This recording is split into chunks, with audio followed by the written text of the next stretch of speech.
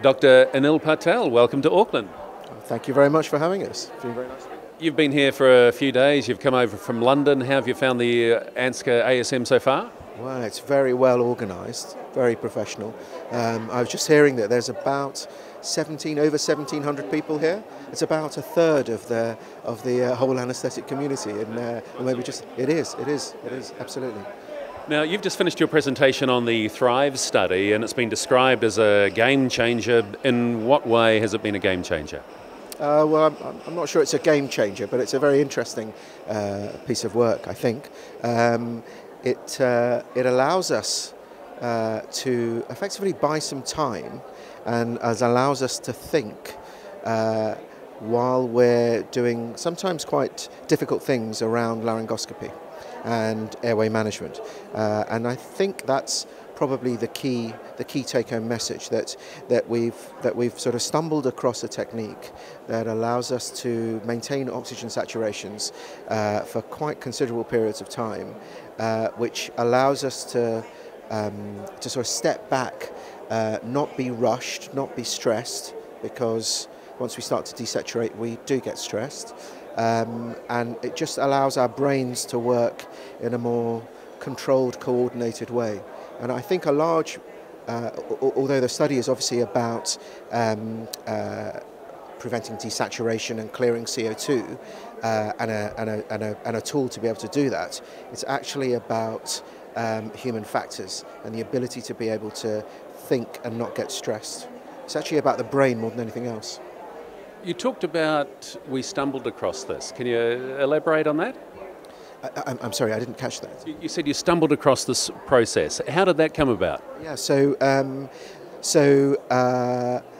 in our hospital, we're often getting asked to have a look at pieces of equipment around airway management. And a few years ago, Fisher and Paykel, who make the OptiFlow system, suggested that we might want to have a look at the nasal OptiFlow, nasal high flow, for patients who were waking up, so during the extubation process. There's lots of evidence in the literature, about 1 million uses of that for intensive care patients, either going off to sleep or once the tubes come out, so waking up. And we thought it was a good idea, and we thought, well, let's have a look at it. I have to be honest, most anaesthetists that I spoke to who are not involved in intensive care work, none of us have ever heard of it, actually. So I picked it up as a tool that has been that intensivists have been using for a decade or so. But 3 plus years ago, when we were introduced to it, I'd never heard of it. So we stumbled across it. We then we used it for waking patients up, and we thought, yes, there's an obvious added benefit from waking patients up. And then we thought, well, maybe we can get some benefits from going off to sleep as well. So we started using it to supplement oxygenation during the pre-oxygenation period, and again, stumbling across this, we found that it seemed to prolong the apnea time quite considerably. So the very first time we noticed that was a trainee who was struggling with a difficult airway to intubate, and ordinarily during that process the trainee would have stopped the laryngoscopy, we would have had to put a face mask over the patient, we would have had to got the saturations back up again by bag mask ventilating. And what we found was that actually the saturations didn't seem to drop. And actually it didn't seem to drop for quite a long time. And it just went from there, really. We started using it more and more, and then we got to a stage where we were undertaking surgical procedures with it, microlaryngeal type procedures, and we've been doing that for a number of years now. So that's how we now undertake vocal cord surgery. Tell us about some of the learning objectives, the principles behind the results of the study. So some of this is we've just, again, really only thought about, found out in the last year or so. So we were using it and we knew it worked, and we could see that our end-tidal CO2s were lower, and we could see that our oxygen saturations maintained very high for significant periods of time. But actually we didn't know why. And it's only really in the last year or so that there's been a lot of work gone into trying to model what's actually going on. And we've got not a complete understanding, but we've certainly got a better understanding than we had a year or two ago. And how about the applications going forward? How do you see these evolving? So that's very exciting actually. So some of them are extensions of intensive care use. So I think endoscopy type procedures is potentially a really big area. So whether you do bronchoscopies or GI endoscopies, first we're not entirely sure worldwide whether anaesthetists are involved with them. Generally not. It's usually the endoscopist, the bronchoscopist or the GI endoscopist who often sedates these patients. I'm not entirely clear, and I'm not aware of significant data that tells us how many problems these millions of patients that are having this procedure have over periods of time. We do know, we get anecdotal reports of problems patients running into problems, particularly during, for example, bronchoscopies undertaken in patients who have advanced airway tumours, EBUS type procedures. The bronchoscopies in patients with significant airway pathology is an advanced, not risk-free procedure. Now, applying nasal high flow for that group of patients in our experience, and there's a number of groups now that have started to do it, and they're starting to produce the literature. It suggests that there's a lot more stability in terms of oxygen saturations. The endoscopist is very happy that we're not having to intervene and the patients aren't desaturating.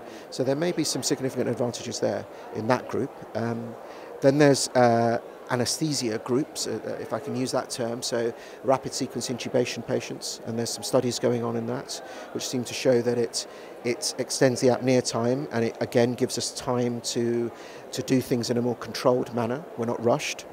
I think it's useful for potentially for obstetric patients, and there's some studies that are going on in that. And then, of course, what we've been using it for, sort of difficult airway patients, where you're either expecting a difficult airway or an unknown difficult airway, or you think there's going to be some problem with the airway. Lots of exciting times ahead for you and lots of discoveries, but through Thrive you've also learnt what it doesn't do. Yeah, absolutely. And actually so 2 years ago we were very excited that the technique seems to work. And I think, certainly in our minds, the conversation has moved now from not trying to establish whether the technique works. We're pretty sure it does work. Actually, what's more interesting is to try and define the limits of it and where it doesn't work as well, and where it may not be suitable. So the sort of subgroups where we think that the apnea time will not be as long are, for example, morbidly obese patients, particularly super morbidly obese patients. So whereas a slim patient, we can use the technique and the patient can remain apneic for half an hour, 40 minutes, an hour. In an obese patient, that number is much lower. It's 7, 8, 9, 10 minutes. Now, that's still probably many factors more than with standard pre-oxygenation, but it's not as good as half an hour or an hour. So obese patients are definitely a limit.